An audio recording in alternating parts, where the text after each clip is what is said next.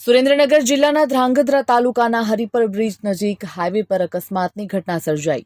Highway પર eco car ટ્રકની પાછળ ઘૂસી જતા મોડી રાત્રે ગોજારો અકસ્માત સર્જાયો હતો। અકસ્માત સમયે કારમાં 7 લોકો સવાર હતા, જેમાં 3 લોકોના મોત થયા છે અને અન્ય 4 વ્યક્તિ ઇજાગ્રસ્ત થતા તેમને સારવાર માટે હોસ્પિટલ ખસેડવામાં આવ્યા છે।